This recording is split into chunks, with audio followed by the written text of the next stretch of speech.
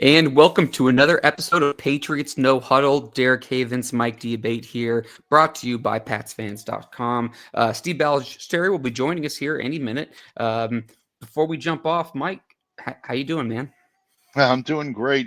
It's the best time of the year, Derek, and it's kind of like that malaise where you're after the holiday, you're still feeling the joys, but it's starting to set in now that the NFL draft is going to slowly start to shrink in the rearview mirror of your vision. But you're a Patriots fan. I think you're feeling very good on this Sunday afternoon. Absolutely, absolutely. I mean, I think the Patriots had a great class, and we're going to talk about the day 3 picks today, as well as kind of talking about just day 3 in general for the NFL. We'll talk about maybe some of our more favorite picks or less favorite picks, and we can give a draft grade. I know that will drive Steve up a wall because he doesn't like grading the draft right afterwards, but we can talk about that and have that conversation. So we will see about that. Looks like Steve's going to be joining us here really pretty much right now. There he is. So we can get him in. We'll see if we can get him in live. Steve, we literally just started the show, man. I know you were coming in from work. So how are you doing today? Just going crazy. Yeah, fair enough. Yeah, you're in the right place for it. So Mike, I'll go to you as we're starting and talking about the show today. We're just going to talk about our on the first round in general, or sorry, the third day in general, from a league perspective. Was there anything that jumped out at you, or did it kind of go just kind of the way you thought it was going to go?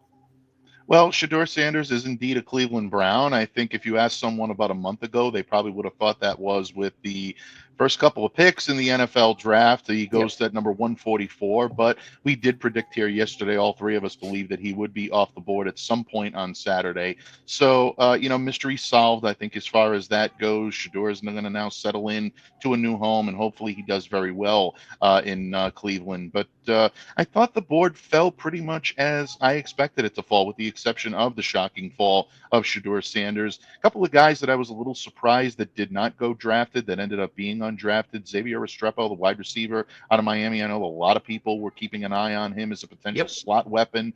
Seth McLaughlin, center, that I thought had an opportunity to make an impact on a team, did not go drafted as well. These guys were picked up as undrafted free agents. But overall, I think when you look at an NFL perspective, I think there were a lot of teams that helped themselves very well yesterday with a class that was maligned coming into this draft, but I think there are going to be some better players and a better overall class here of draft prospects than maybe anyone gave it credit for just about a month ago. Yeah, no, and I've said this before on one of our first shows. As this is our third show, starting up, kind of doing this now together. I think that the narrative of the draft class not being super strong was really just a short-sighted vision because of how non-top heavy it was. But there were some really quality players that I thought will be starters in the NFL that went yesterday on day 3. And day 3 is kind of an interesting one. I thought those names that you mentioned, Mike, all valid. Restrepo obviously got hurt by that 40 time, but he was someone I kind of had my eye on. Before I go to you, Steve, I just want to thank everyone who's listening live. Please do subscribe to us on our Pats Fans YouTube channel. If you could like, share, leave us a review, whether it's on Spotify or Apple Podcasts, it will keep us high in those rankings for other Patriots fans to find us. So, Steve, what are your thoughts on day 3 from an NFL view before we go break down each Patriots pick that was selected? Yeah, I mean, other than the Sanders pick, which, in the long run, it matters nothing now because he's on a team, and now the work starts. Right, you earn it or you don't, and I just thought it was really curious that the Browns took Gabriel, which I thought was, when they made that pick, I was like, what are they doing at this point? Mm-hmm. Right. And then they take Sanders afterwards. And I'm like, well, why didn't you do that in the beginning? But I mean, other than that, I didn't see a whole lot of shock stuff. There was a few surprises. There was a few surprises. I mean, I thought that the Jags giving all they did up for Travis Hunter, I think, is kind of a gamble. As much as I think Hunter's talented, I thought the Falcons, I think they jumped from 46 to 26. They also gave up a lot to make a pretty strong move there, and gave up some stuff. And then obviously the Sanders story and the quarterback room of the Cleveland Browns is going to be fascinating from an NFL, view, because you have 5 guys now. One guy that I forget how many years Watson, I don't have it in front of me, how many years Watson has left, but I know he's under contract this year. It's fully guaranteed. So if they cut him, they have to pay that money. They signed 40-year-old Joe Flacco, who just doesn't want to quit football. Good for him. They draft 2 younger guys, and then they trade for Kenny Pickett, who's a relatively young quarterback too. So to me, I can't imagine they're going to keep more than 4 guys. And really, I would think it would be 3. So that whole thing will be interesting. I wonder if they would just say, you know what, we're cutting our losses with Watson and we just want to move on totally. And we'll try to take 2 of these young guys and just throw some darts against the board and kind of go from there. But I think with the Sanders conversation, though, Mike, and I'll ask you this too, there's been a lot of talk about on social media today and yesterday about, comparing Shedeur Sanders and maybe someone like a Baker Mayfield or someone who's maybe a little more, I don't want to say arrogant per se, but comes up with a big ego, big personality, whatever it is. And there's obviously there's some racial things that people have been saying, which I think is interesting. There's, there's rumors about how he handled his interviews with teams and how he kind of rubbed people the wrong way. I don't know. I'm not going to sit here and judge anybody for how they're feeling about the Sanders situation, but the NFL flat out told you what they thought of Sanders. They thought he was a guy that they didn't want to take a top, a top day 1 or day 2 selection with. And they didn't think, I think they're telling you that, hey, he does some good things well. I've never seen Mel Kiper, by the way, on the ESPN desk more upset than he was about the Sanders selection. He was really, really hot about it. I thought he was going to try to fight one of his co-hosts. I thought him and Louis Riddick were going to throw down at one point. But anyways, I don't know how you want to classify it, but I do think sometimes you don't have to see what the NFL thinks. You don't have to listen to what they say. You have to just watch what they do. And what they did was all 32 teams passed on him. He went in the 5th round, or into the 4th, I forget what selection. So they all passed on him multiple times. I think it tells you what they think of him collectively, unless there's something else that we don't know about. Mike, what do you think about that? Go ahead, Mike. That's no problem. No, I was just going to say that I agree with you. I mean, if there's something behind the scenes that we don't know about, probably a safe bet that's going to come out at some point, whether it's in the next couple of days, whether it's a couple of weeks, couple of months, or whether it gets put away under lock and key, which in this day and age is very rare, but it does still happen.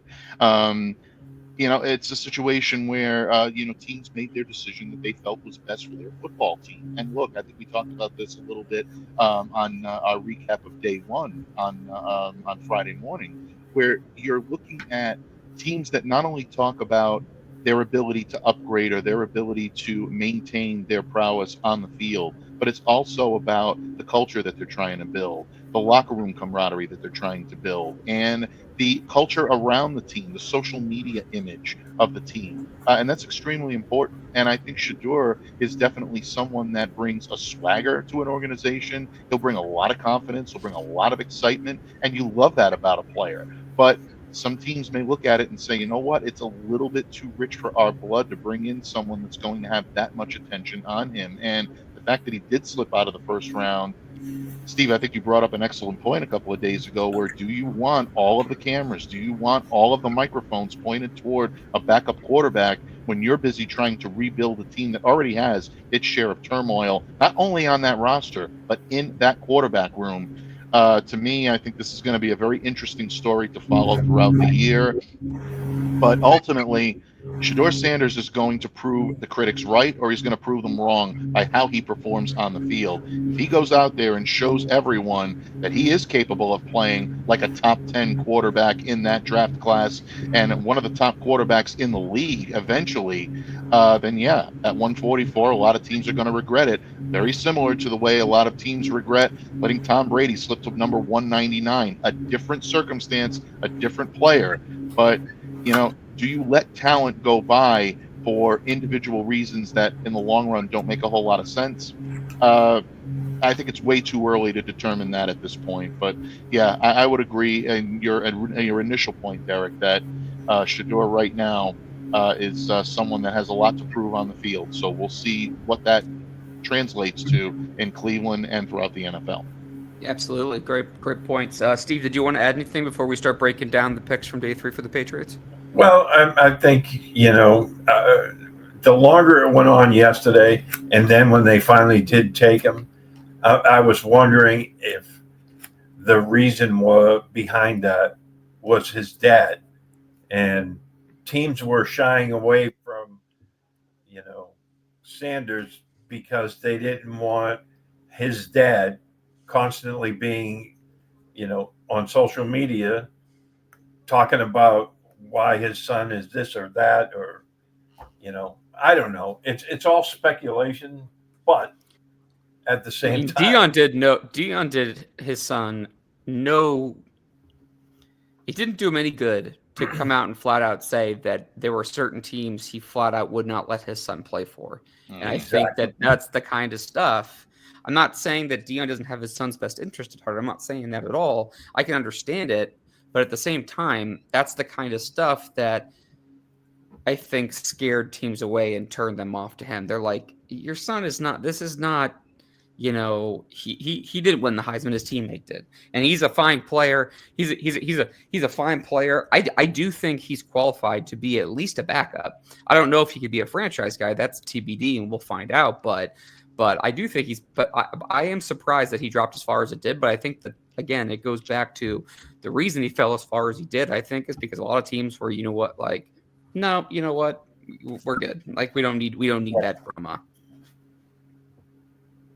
So, anyways, so if we're getting right into guys, the Patriots pick number 106, Craig Woodson, the safety out of Cal. Mike, thoughts on Craig Woodson?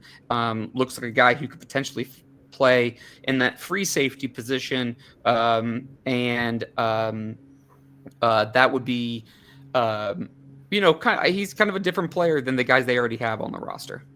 Yeah, without any question. This guy is a completely, movable part, I guess is the best way for me to put it. You can deploy him in a number of different ways.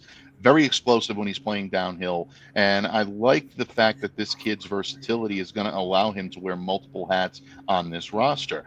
This is a polarizing pick for Patriots fans because people are coming away from this saying, love the player, don't love the value here at taking him at 106, especially when he was drafted in the very high 100s in terms of the big overall board and where they were going to plug him in. But again, I think this comes back to Mike Vrabel, Ryan Cowden, and Eliot Wolf all coming together and saying, we're not going to worry about what everyone else is saying about our players. We're going to zero in on a guy. We're going to get him. If we feel we need to get him here because he's not going to last to our next pick, that jump from 106 to number 137, which is going to be their next pick, which they acquired via trade, that's going to be a big time, situation for them to work out as well. But look, I think Woodson has the ability to be the type of player that Mike Vrabel loves. He's extremely intelligent, and he's a guy that knows everything that goes on a football field. And ultimately, I think he's going to turn some heads in that safety room,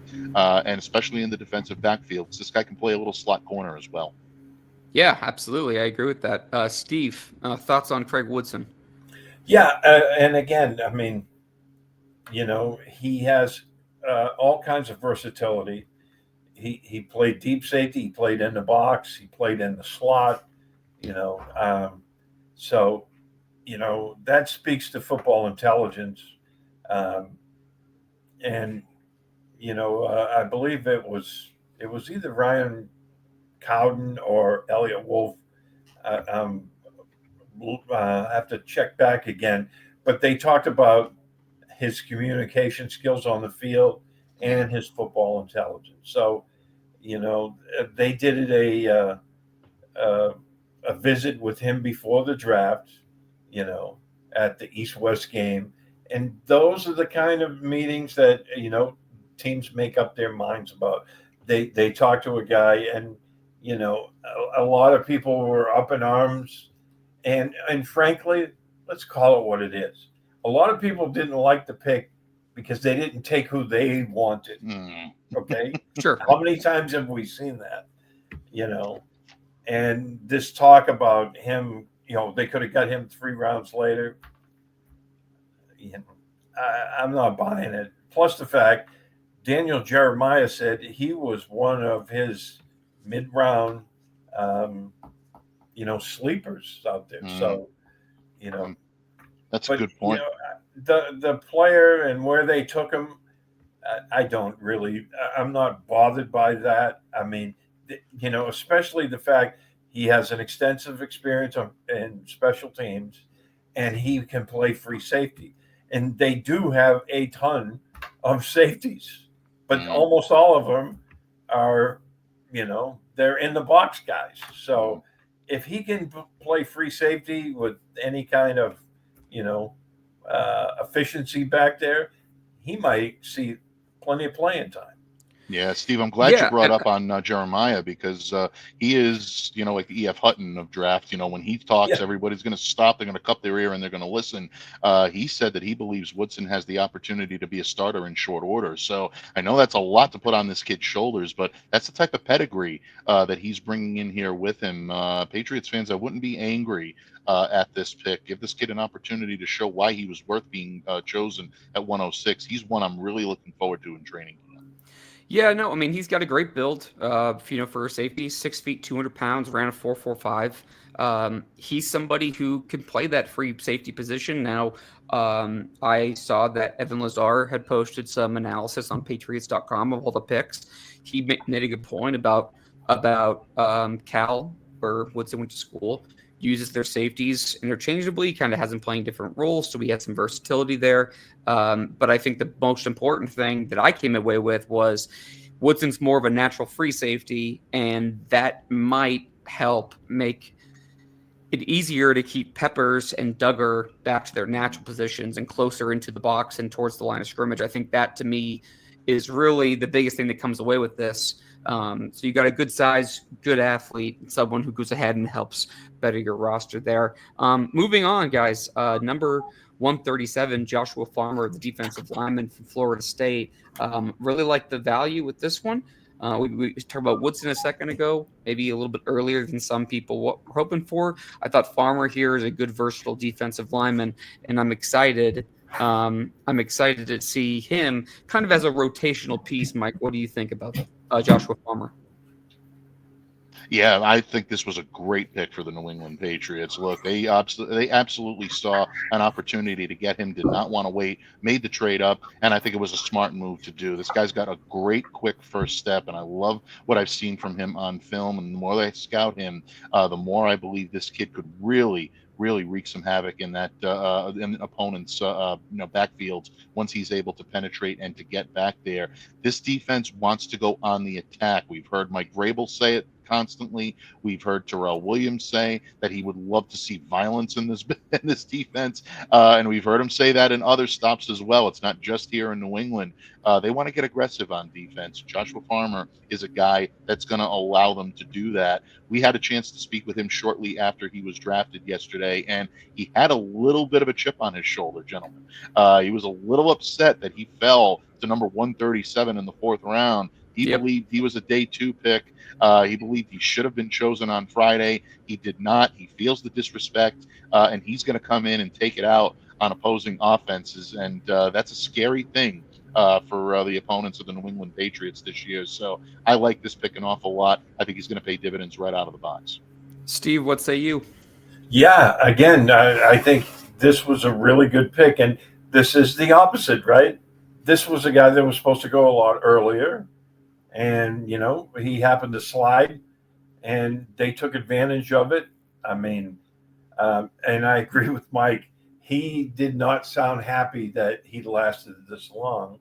So that's great. And what I also liked about him when he came on his visit, that he said Milton Williams spent 30 minutes with him and talking to him and making him feel like he would be welcome here, and he pick up things. And let's face it, we expect Christian Barmore to be back this year if his health problems are behind him. So this guy would be a great rotational piece, because your two interior guys aren't going to play 100% of your snaps, so you're going to have rotational guys, and I think he would be fantastic in that. So I think this was a really good pick, and they liked him enough where they moved up to get him, which tells you something right there. And I think he fits that whole Vrabel narrative, right? Absolutely. I totally agree with that. I think that he reminds me, again, of someone who they're going to be able to kind of rotate in.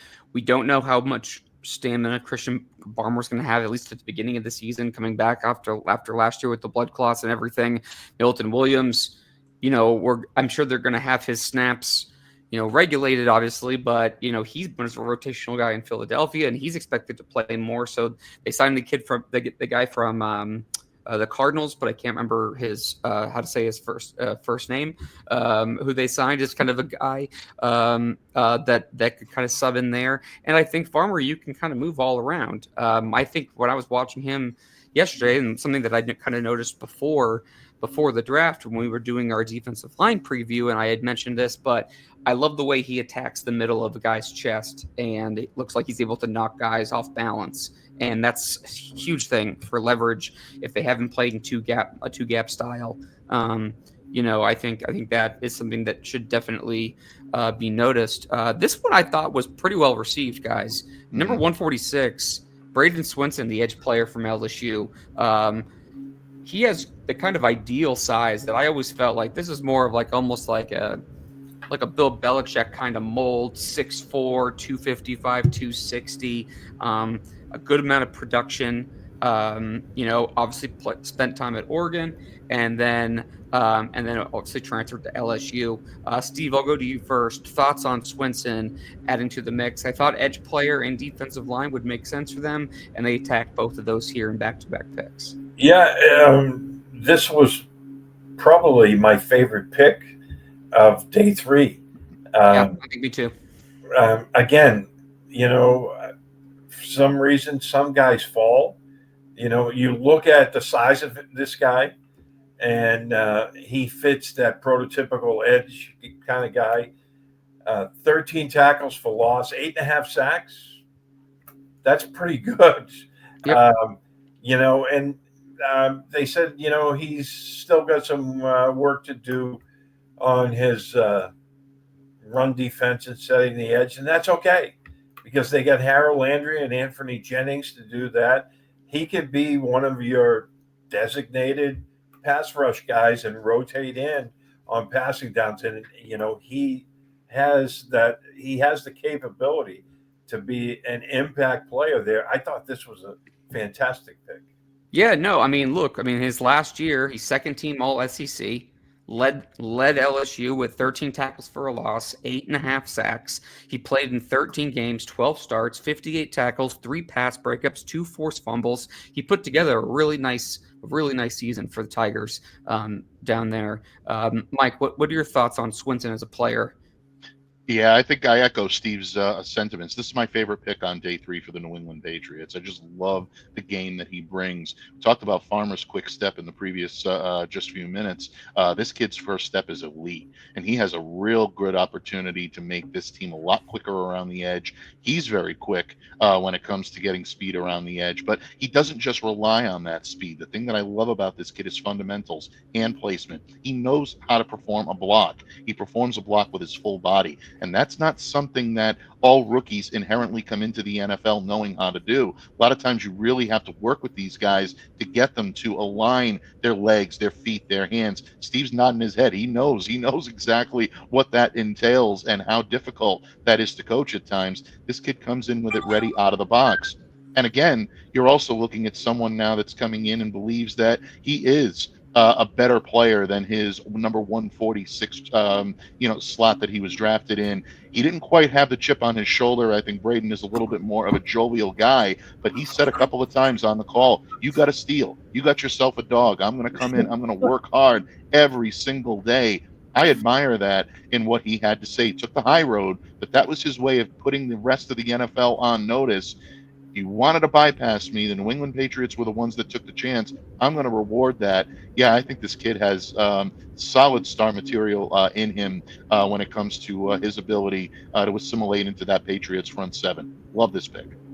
Yeah, I think it's fun. I think there's a lot of I think there's a lot to like about there. There's again, I mentioned his size and his weight, and there's a lot of, depending on who you read, a lot of people think that he can even put on some muscle. Already has the long arms, had the production in a strong conference. I think that there's something, if you're throwing a dart, which is all you're really doing with a lot of these day 3 selections, I think this is a good one to go ahead and toss. So I really like it. I think we're all on the same page there. Number 182, Andres Borregales, the kicker from Miami. Pretty much, guys, 4-year starter. Had a pretty good reputation for being clutch and accurate. There was a video going around yesterday I saw on some of the B-roll they were using for, I forget if I was watching ESPN or NFL Network yesterday because I kind of switched back and forth, but there was one, I think he kicked a field goal like a little over 60 yards at his pro day in front of people, which I know that he has the leg for it.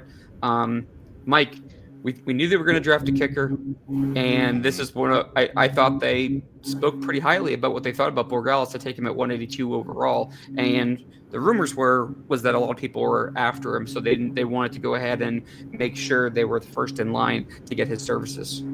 Yeah, I mean, when you choose a kicker or you choose a special team specialist at this stage in the draft, it usually means you don't want to have to deal with the hassle of a bidding war during the undrafted free agent period. And we're going to get back to that sentiment in just a moment, because I think that falls right into line with another subsequent pick we're going to be talking about here in just a moment. But I don't have a problem with this pick at all. I know a lot of people are saying, why did you take a kicker at number 182? Well, you're taking him because he's the best one in the class and he's the guy that you want. You don't want the opportunity. You don't want to sit there and watch another team go ahead, swoop in and get the guy you wanted. And again, this kid is all about consistency. One of the best things and one of the most common things I heard about him from his time at Miami is ice water running through the veins. And you need that up here in New England.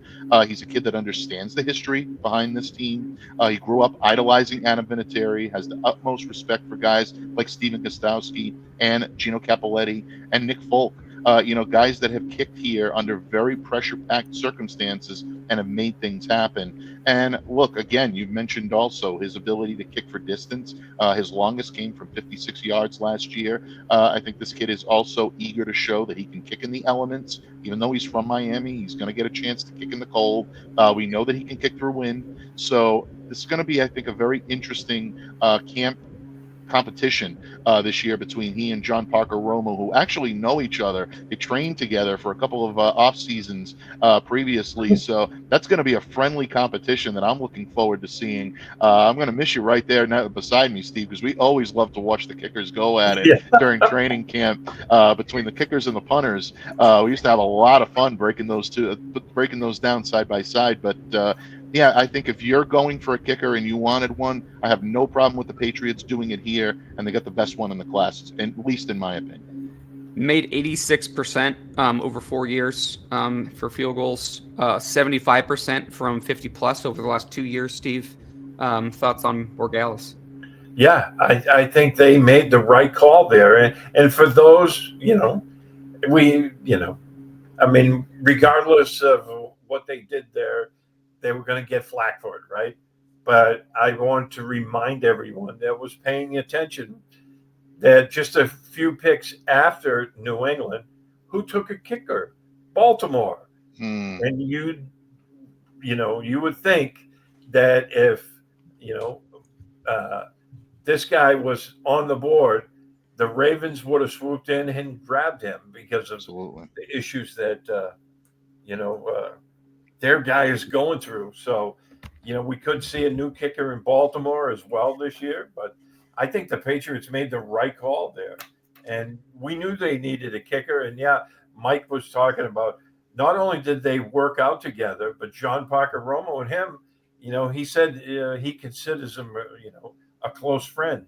So, it's not going to stop the competition, but, they're just going to go at it and see who's the better kicker. I could absolutely see, by the way, just to kind of piggyback off the point that you both made, I could absolutely see a scenario where they keep whoever doesn't make the competition if they can get him on the practice squad, just because given Absolutely. the unstableness of for one, the position, but for two, over the last couple of years. You know what I mean? So obviously Folk stabilized it after Gostkowski was gone for a while, and they've had their moments, but they've had a little bit of a rotation there. But this guy, you talk about consistency, honorable mention All ACC, both in 21 and 22, first team All ACC at 23, same at 2024.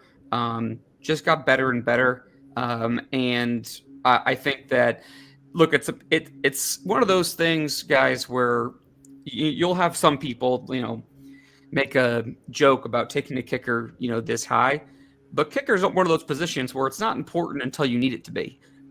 And so, so the same people that say that are often the same people that are like, oh, well, who's running the ball in 2025? Well, it's important if you can't do it and you can't stop it, when you need to do it. It's important to have a guy that you can rely on who is steady Eddie for kickers. So anyway, I was happy with the selection. Let's just, I guess we'll just take a quick break here for podcast purposes. And then when we get back here on Patriots No Huddle, we're going to dive right in to Marcus Bryant, the offensive tackle from Missouri, and continue to break down the day 3 picks by the New England Patriots in the 2025 NFL Draft.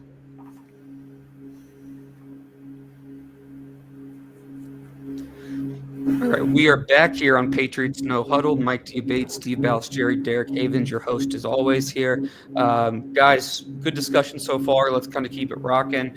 There, Steve, we talked a lot about this guy's teammate as a potential Patriot. They went to the other side here at number 220 in Marcus Bryant, the offensive tackle from Missouri. Give me your thoughts on him. Yeah, when you get to this point in the draft, you're just looking for guys who could fit the bill, right? You're looking for guys that have the size, which he has that, in spades, right? 6'7", 320, I would say so. Yeah, he's a big dude, but he runs well.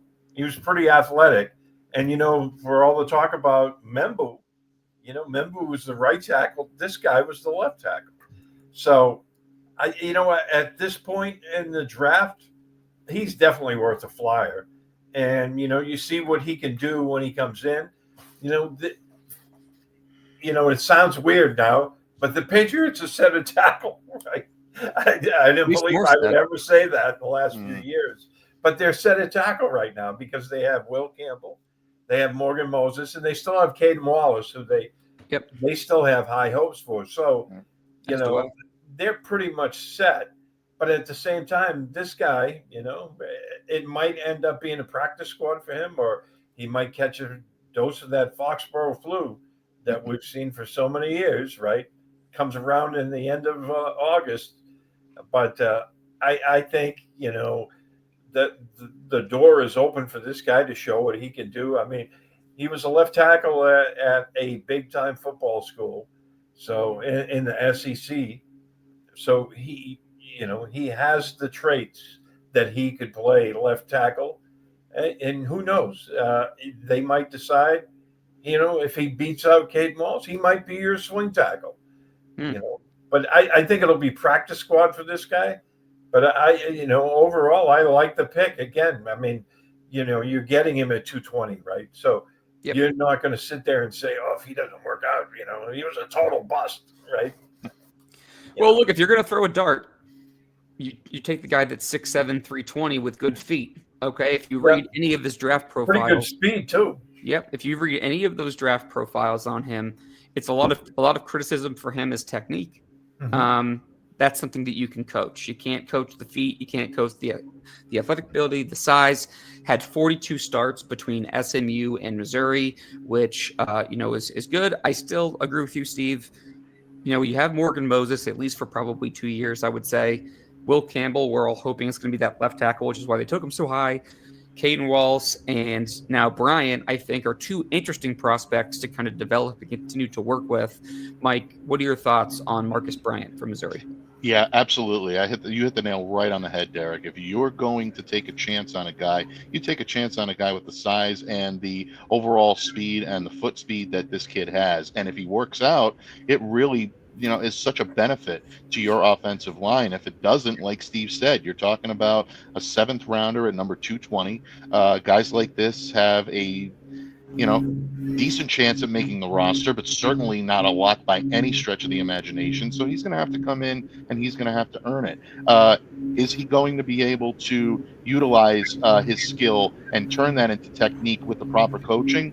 That'll go a long way in terms of what his future is with this organization. But I will say this, Doug Marrone is the type of coach that does have a pedigree and does have a history of being able to reach guys that are not quite near their potential and be able to bring them there. This could be a fun project to watch, not just through training camp, but all throughout the 2025 season, if in fact Marcus Bryant is going to be hanging around. Yeah, no, I think that just given there seems like a cluster and kind of a little congestion kind of at that left guard spot per se, maybe even at center, depending on who you talk to. But they needed depth at tackle. And this is a guy that, like you said, to Doug Marrone's point, very highly respected, someone who's good with technique. It seems like by all accounts, you see him, again, you see the size, you see the stars, you see the good feet. Maybe he just needs to fine-tune those skills. He might have a little bit of a cough, actually, and maybe that Foxborough flu is going to happen, as Steve alluded to earlier. So, I guess we'll find out with him. Well, and I just want to go back to this real quick. I remember, Mike, a long time ago when you and I were both there, somebody asked Belichick, do you select guys thinking they might not be ready for the NFL with the intention that you're going to put them on the practice squad? And Bill went into a very long soliloquy for about 20 minutes. I remember that. Talking about that, right? Because we were both in the same row there. Yeah. And I remember him saying, hey, look, some guys, you draft them or bring them in but they still need some work. They need some seasoning, but they show you enough. And then he goes, and that's all you're looking for in training camp is for them to show you that they're progressing. Right. And he said, and that's what the practice squad is designed for. Right. And, that I remember that, and it stuck with me through those years because I think this guy, he could be a perfect example of that. Who knows? He might just, he might show up everybody, and we're talking about him as an impact guy too. Yeah, without no, question. I'm with you on that. Guys, number 251, Julian Ashby, long snapper from Vanderbilt. Look, I'm not going to sit here and pretend like I know how to scout long snappers. Okay, I'll take their word for it. I thought part of the conversation for me was, Steve, I know you joined us about, you had a maybe like a 30-second false start, really, or lag. But Mike and I, when we were, waiting in the pre-show lobby, talking about this pick, and I just wonder if they want to, Mike made the great point about Joe Cardona being the highest paid long snapper in football. I wonder if they want to continue to flip the captains around under a new regime, not because they don't think Joe Cardona is a good guy or David Andrews isn't a good guy. Maybe you'd make the case that Dietrich Wise was more of a scheme thing than a captain thing, but maybe they'd go ahead and flip it. But this guy, by all accounts, is one of the better long snappers in his class. and maybe they want to go ahead and get cheaper at the position, restart, and continue to set the culture and the tone that Vrabel wants to set with his guys. And also to that point too, Steve, I would mention that, really the last couple of years, they've tried to middle things, the Patriots in general. They're trying to rebuild or retool, or they start with one quarterback. They have a quarterback controversy, kind of. They have to move on from those guys, different head coaches, different offensive coordinators the last couple of years, different offensive line coaches. It's been a lot of change and not a lot of steadiness. So I wonder, I guess that's a long way of saying this, that Julian Ashby, I don't know if he can be a good player or not. And I don't know if they want to get rid of Joe Cardona or not. But I wonder if there's some kind of connection between some of these moves as they try to flip the room. What say you, Steve? Yeah, this was the pick that surprised me a little because honestly, going into the draft, I figured Cardona was still a lock for the roster. He's the longest tenured Patriot now, believe it or not. And, it was kind of a surprise, but then, I saw where I believe it was Mike Reese said, that he was going to get a lot of attention as an undrafted free agent, and the Patriots decided to nip it in the bud and get him, with a draft pick. So again, I was a little surprised because I didn't think Cardona was on the block, but the fact that they felt good enough about this guy, and granted it's 251, right? But, they used the draft pick on him. So I guess you could say the long snapper is now wide open.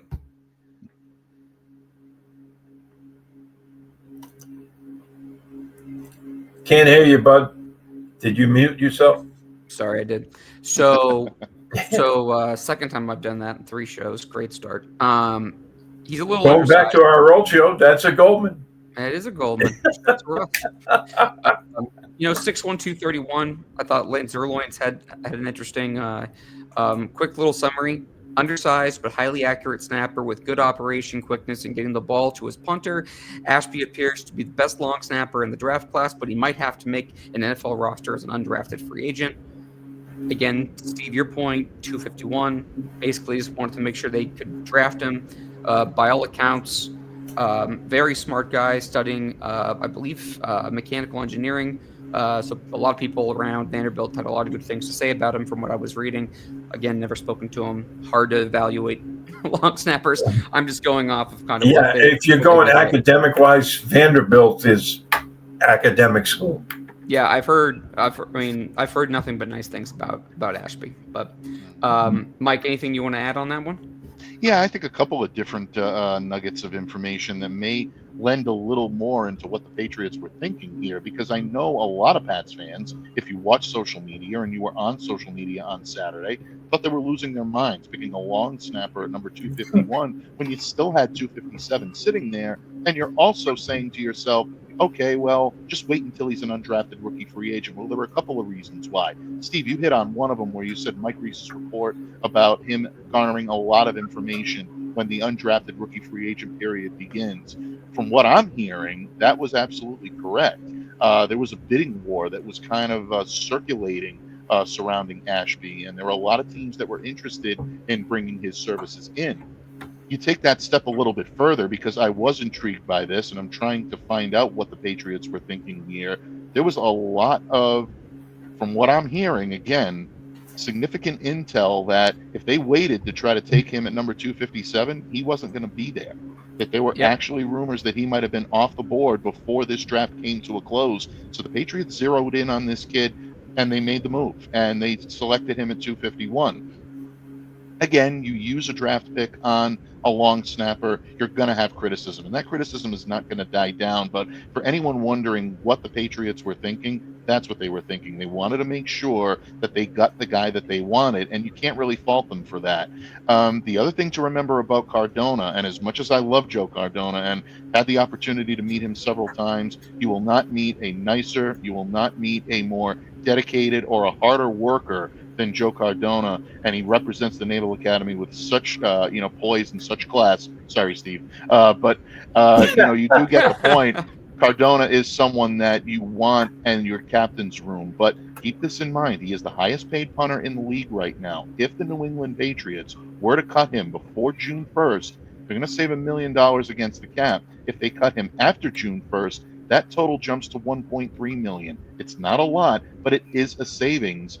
And if you can get away with paying a little bit less for similar production, yeah, Mike Vrabel is going to say it's not personal, it's strictly business, and that's exactly what I think could happen here. So a couple of things to keep in mind before you think Julian Ashby is going to be a complete throwaway pick.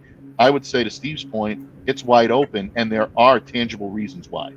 Yeah, I think that's a great The only point. thing that could be better for Ashby if he went to Army. No bias on this Nope, show. not at all. So yeah, I would have been all for it. I love Joe Cardona though. I think he's such an awesome person. He's still represents our country in the reserve, Mhm. and I think he's been a great long snapper. But Yeah, apparently they want to open it up. So maybe Joe's getting a little old. I mean, maybe the other thing too that we could throw in there, and because we don't know the situation, is maybe Cardona, maybe he told them that he's thinking he's going to be done, and he could be done. Maybe he's ready to walk away, whether it's by training camp or maybe it's next year, and they just want to try to float Ashby. They liked him that much, they would put an asset into him to kind of get him a year of kind of a redshirt time. I don't think that's totally outlandish to think, but I think it's a multitude of different avenues that they could go with it. I mean, to your guys' point, when you take a long snapper and when you actually draft one, you're going to open yourself up to criticism. So that's kind of what it is. Mr. Irrelevant this year, gentlemen, number 257, Kobee Minor, the defensive back from Memphis. I really like this pick a lot. He plays with an edge, 5-year senior, 5-year player, second-year senior, but 6 feet, right around 6 feet, just under that, right around 190. Kind of plays all over, but I love the confidence and the swagger he brings. He plays with the physicality, and if again you're throwing darts against the board, I could see him just adding some competition to that defensive back room. Mike, do you want to go first? Yeah, absolutely. I like this pick. I don't think there's going to be anything irrelevant about Kobee Minor. Now, look, is he going to be a game changer in this defensive backfield for the Patriots? Probably not, at least not out of the box. But you're dealing with a kid that is playing with a little chip on his shoulder, so that could give him a little bit of opportunity to showcase some talent. And there is talent there. Last year, he had 38 tackles, 7 of which went for loss. So this kid has the ability to defend and to keep offenses from moving, over the line of scrimmage. That's definitely a good thing. 2 sacks, 6 pass breakups, 2 forced fumbles. So he's all over the place and kind of like a Swiss Army knife that you can play with in that defensive backfield. But this kid's more I think about special teams. Doesn't have blazing speed. He's not going to be a special teams gunner, but he is going to be someone that will cause disruption because he does have a vast knowledge of what goes on the field. So the more I got a chance to look into Kobee Minor, I did like what I saw. Again, when you're picking this late in the draft, you're looking for guys that could either hit or miss. We'll see what type of impact he's able to make during rookie mini camp and then into training camp. But he's someone to keep an eye on. Don't sleep on this and think it is an irrelevant pick. I, for one, don't believe it will be irrelevant when all is said and done.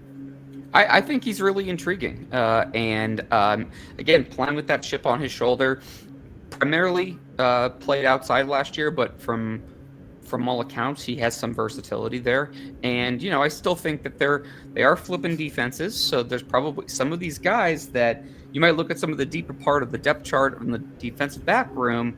You could say maybe, oh, you're kind of interested. They're still young players. You got to think this is a new coaching regime, new kind of mindset there. So who knows? And I would say this for 7th round picks too, guys. And then Steve, I'll go to you.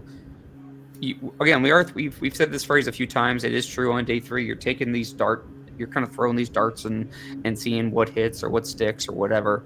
In the 7th round, you also have to prioritize certain guys that you want, that you don't want to have to, compete with other teams for their services as undrafted guys.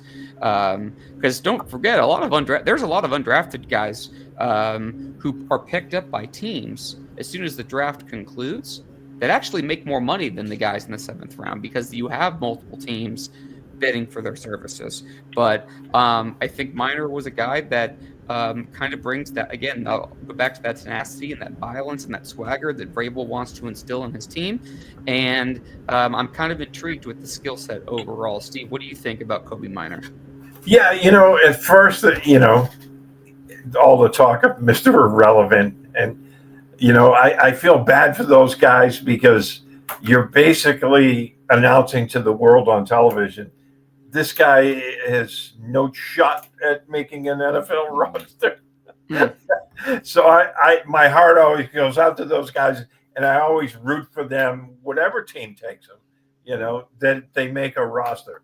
But the intriguing thing about this guy, and honestly, I don't know anything about him other than what I read after the fact, was that the Patriots hosted him on a top 30 visit. So obviously they had their eye on this guy. They were thinking late round or maybe an undrafted free agent, but they had their eye on him to where they asked him to come for a visit. So that leads me to believe that maybe, like Mike said, maybe he isn't irrelevant. So Absolutely. Well, guys, we went through all the draft selections. I'm gonna, Steve. I didn't tell you this because when you joined the show, but I did tell Mike this. So I'll go to Mike first, just so you have a second to think about it. Mike, aside from Will Campbell, that's too easy. What's your favorite and least favorite player of the Patriot selections from this class? Good questions all the way around. Look, I'm a big fan of them taking Trevion Henderson. I've kind of come over to the cult of Derek Havens on this one, simply because I really believe. It's a dangerous place to be, my friend. I really believe, absolutely. You're living on the edge. I'm kind of over there. It kind of looks like the Star Wars bar to me right now. But you know what? I still believe that there is a lot of redeeming qualities in that Haven right now. But no, all kidding aside, I really do believe that this kid can open up so much for Josh McDaniels' offense. The initial burst that this kid is able to provide, the speed, his ability to catch passes out of the backfield, the fact that the Patriots are looking at him as a third down back, but I believe someone that could be an every down if you need to, if they're going to transition him into that role at some point. If they don't and they leave him as a complement to Ramondre Stevenson, I think it's a solid 1-2 punch on a running game that you're going to find anywhere in the NFL. So with the exception of Will Campbell, I love the addition of Henderson. I'm a little higher on Kyle Williams than a lot of people are. I think that there's a lot of upside there, and I'm really looking forward to seeing what he can do. And of course, I mentioned Swinson was my favorite day 3 pick. In terms of least favorite, I don't think there's a player on this draft board that the Patriots selected. You can pass if you don't see somebody. That I would say was my least favorite. The only, I think, thing that is relevant right now is, did the Patriots risk a couple of late rounders, a couple of late drafts positions, and a kicker and in a long snapper that they're eventually going to regret with all the holes that they had on this roster? That's about the only thing that I can see as a question. But right now, I don't think you can argue with either of the players that they brought in. So I really think the Pats did themselves very well here. There's no one that I look at that I believe is not worth the position that he was drafted in, including Craig Woodson, who I think is going to turn some heads. Yeah, and I mean, Trevion Henderson, I mean, that's my favorite pick besides Will Campbell, and it sounds boring because he was the second overall pick, but the fit just makes so much sense, and the explosiveness. I had somebody ask me what I kind of envisioned for his role, and I said, I'm not saying he's going to be as good as this player because this is very high praise, but picture what Detroit does with Jahmyr Gibbs and picture that with McDaniels. I think the explosiveness and the playmaking ability stands out there. If I wanted to go a little bit different than that, I would say Bradyn Swinson, the edge from LSU, is also in that conversation for me because I'm intrigued with his skill set, his size and athleticism. Woodson to me would be the pick that I probably questioned the most, not because of the position, I should say, but because I just thought it was a little bit more of a reach than they traditionally, but it does speak to how they obviously felt about him. And Yeah. I agree with you, Mike. I mean, I think he could turn some heads. Absolutely. I mean, his tape's interesting. I just, if I just had to pick a least favorite, I think that would be it for me. Mm. But that's just if I had to pick one. I don't dislike the class at all as a whole. Steve, what about you? Favorite and least favorite of the class minus Campbell? Yeah, and like we said after the first round, the pick for Will Campbell, I mean, that was kind of anticlimactic because we've Mhm. kind of known that's what was going to happen for months. Yep. And we tried to steer our draft talk around that in different scenarios just because we didn't want to get boring with it, but we all kind of knew it was going to come down to him. I mean, the only, aside from the Jags and the Browns trading in the top 5, the top 5 players in the order that they went in was exactly how we've been talking about it for a very long time. Shedeur Sanders obviously being the biggest question mark, which we thought was a possibility, and obviously we already had that conversation at the start of the show. Mhm. So, but the first 5 names in order were pretty much chalk. But yeah, I came as close as humanly possible to doing cartwheels. So when Travion Henderson's name was picked, because again, this guy over here, got me thinking about that a couple of months ago. And, the more I looked at it, the more I was sold on, bringing him in the second round would be a great idea. And sure it is nothing, right? They did it. And now I believe he's going to have a huge role. They have 3 good running backs now, and they can use them as a committee. I think he's going to really excel in the passing game. So I really like that pick, and I'm with you on Williams being a little under the radar. I think he's going to work out well. I really believe that. You mean Craig And Woodson? again, Sorry, Steve. You mean Craig Woodson? No. Third round pick, the wide receiver. Oh, okay, Kyle Williams. Yeah, Kyle Williams. Kyle Williams. Yeah. And again, my favorite pick in the later rounds was definitely Bradyn Swinson. I think he's going to play a big role. Mm-hmm. So I overall in the draft, I think they did a really bang up job. I mean, on paper, right? Because we don't know until they get on the field. But if you're looking at things from the big perspective, I mean, they were able to address all of their needs in one draft. Now, whether or not all of these guys work out, again, we won't know that until they put the pads on. But at least on paper, they addressed everything, and this team is a heck of a lot better than the one that got off the field in January. Yeah, absolutely. And I want to give an honorable mention as well to the trading that the Patriots did throughout this draft. They were able to maneuver around this board and still be able to secure solid players that maybe were drafted below what they were worth initially, and they may end up paying dividends. You talked about obviously Swinson. He's a guy that we're all very high on. We're talking Joshua Farmer, I think, is another guy that's going to come back and be the type of player where people may say he's a little bit of a steal. Jared Wilson, the Patriots traded down twice on day 2 and still picked up the center that they wanted. So this is all, a lot to kind of come into a draft class. You can't say enough good things, I think, about the Patriots brain trust as a whole and the impact Mike Vrabel has had on that room. We listened to Eliot Wolf last night after the draft was over, and he mentioned the impact that Mike had and the influence that he had about really bringing everything together and giving it a solid vision, a solid purpose, things that hadn't been visible the last couple of years in New England. It's a new regime and it's a new day in Foxborough, and I think you're seeing that they're looking to fix this and they're looking to repair things and get back to where this franchise wants it to be. It was a big day, big couple of days for the New England Patriots. Yeah, I mean, by a lot of people's reporting, they had no problem taking Wilson right there with that third selection, but they thought they were able to go ahead and maneuver a bit. I think what they added a fourth and a fifth rounder, I believe, to next year's class, which is extra assets. I'm sorry.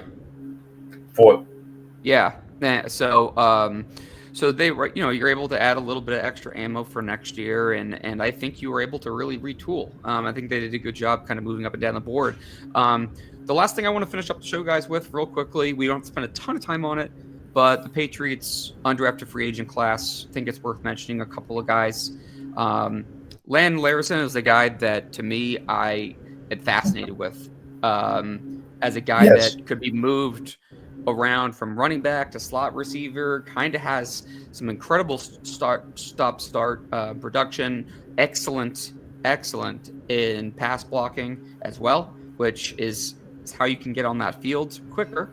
I think when you're talking about the running back room, we know about Stevenson, Antonio Gibson, obviously Travion Henderson. I think Larison will be competing with Terrell Jennings to be that running back 4. Traditionally, Josh has had 4 running backs on the roster. Vrabel's actually traditionally gone with 3, so that'll be kind of interesting to see how that works out. I thought the 2 tight end prospects they brought in, CJ Dupree and G. Scott, could be interesting. Don't forget, this is not the same regime that drafted Jaheim Bell, so maybe they're looking for some competition there as they go ahead and get some tight end depth well-rounded. And then they did bring in a fullback, Brock Lamp, and we know that McDaniels likes to have one of those. So he's a guy I kind of want to keep an eye on. I thought those names were worth mentioning here for the UDFA class. Mike, do you have anything to add to that? No, I think you hit the nail right on the head with all those. I mean, Larison is obviously the guy that everybody's going to be keeping their eye on. Yep. Jack Conley coming in for the offensive tackle out of Boston College. Local guy, knows the area, hometown kid, and I think could be a solid contributor on a practice squad and be someone that could help to carve a niche here and remain in the area. CJ Dupree, I think, is someone that I'm really looking forward to. Anytime you get someone out of Alabama, these guys are programmed to be pro-ready, regardless of what, and I think he'll help to compete for some depth on that squad. So, yeah, I'm intrigued by the undrafted free agent class, and I think there are a couple of guys here that have a legitimate shot to make this 53-man roster. Yeah, absolutely. Steve, anything you want to add to that? Yeah, I like the 2 tight ends that they picked up. The kid from Alabama, especially because I think he's a really good blocking tight end. Mm-hmm. And, they didn't use him much in the passing game, but, he flashed when they did go to him, because I watch a lot of Bama's games. So, I like him. I also like the kid from Ohio State, G. Scott, and of course, Larison. And I like to pick the guy from Boston College,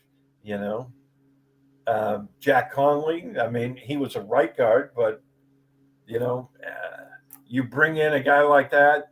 We know the interior offensive line, Mike Vrabel is he's solidified there. But, if Conley can play a little bit, who knows at left guard? He could be an option there. I think left guard is totally open. I think that's going to be one of the biggest things, from the training camp and preseason conversation that we have. Left guard is totally up in the air. So that's going to be something that we'll and he played. He did play a little bit of left guard, even some right tackle, but he played in 60 straight games. So you're talking about a guy that is very durable, Yeah, absolutely. Well, guys, overall, I mean, we're not going to sit here and grade the class. We'll talk about that maybe next off season or a year after when you kind of get an actual handle on it. But I don't want to speak for you guys, but I think that the Patriots, I thought, did really well over the weekend. I think they've continued to add talent, and I think there's a clear path to what Vrabel wants as an identity. I think there was a lot of things about this class that stood out to the things that he flat out said, tough, physical, smart, violent players that are going to keep their nose clean off the field and come in the building with an attitude. And there's a lot of versatility in the class. A lot of guys with high RAS scores, relative athletic scores. So they're trying to add more speed and some more depth pieces here on the roster. So I'm excited about it, and I'm sure you guys are as well. Any final thoughts, guys, before we hop off? No, I think we've pretty much covered everything. If you're a New England Patriots fan right now, and obviously if you're watching or listening to us, you are, get excited. You can get excited about this team. I think it's going to be a very, very interesting squad this year. It's going to be a young squad, so temper your enthusiasm just a little bit. But the thing that I love about the team that Mike Vrabel has put together, both Steve and Derek, is the fact that these guys are not going to be easy to play against. They're the type of team that's just young enough to show prowess at the right time to make things miserable for an opponent. And if you're a veteran team, this is not the type of team that you want to see on your schedule. And I love that the Patriots have an opportunity to be that squad this year. Yeah, absolutely. I totally echoed that sentiment as well. Steve, anything you want to mention before we hop off? Yeah, I just think that they did a great job this offseason completely. I mean, you go back to free agency, they rebuilt the defense through free agency, and they addressed their needs offensively in the draft, and things are looking up. I think you can honestly say that for the first time in a few years, where it's like you're not hoping against hope. Now the pieces are in place that you can see what they're building, and it's just how quickly it comes together. But they have the right coach to do that. Absolutely. I totally agree. I think you should be excited if you're a Patriots fan right now. So that's cool. My final thoughts, I'm just going to say this, two things. For one, I love the draft, as we've all talked about before. I thought it was just a fun weekend. There's always drama, intrigue. There's always some surprises, I just love how much this weekend is from an NFL fan, from a team building standpoint, how important I think it is. It's just always a great time of year. I'm kind of happy to know about the guys they end up selecting, but I am also sad that it's over at the same time. So I have that. The second thing I wanted to mention, just as we wrap up the show, is that this is our third show of Patriots No Huddle, and we didn't get really any comments today per se, but we've had a ton of people complimenting us on the show, reaching out to each one of us individually. I can see the live listeners on my screen. We've had consistently a pretty high amount of live listeners, some people liking us on Facebook and sharing some of these things. I just want to say how much I'm excited I am to do the show with the two of you, how excited I am for where it's going in the in the future, and then as well as thanking everyone who's tuning in live, sending in comments, doing something. As far as our next shows coming up, we're going to try to get a couple of interviews here over the next couple of weeks. I think we talked about potentially, aside from covering any news breaking, obviously, we'll probably maybe do some kind of a roster breakdown over the next couple of shows. So we'll keep people abreast of that as we know more. But for Mike Diabate and Steve Balistrieri, I'm Derek Havens. Thank you for everyone to listening to this episode of Patriots No Huddle, brought to you by PatsFans.com. Please do subscribe to us on Apple Podcasts, Spotify, and our Pats Fans YouTube channel. Keeps us high in those rankings so other Patriots fans can find us. And thanks for everyone tuning in to the show. And Mike, take us out with your signature phrase there. Stay safe, stay well, be the change you wish to see in the world. For Derek Havens, Steve Balistrieri, I'm Mike Debate. Catch us next time on Patriots No Huddle.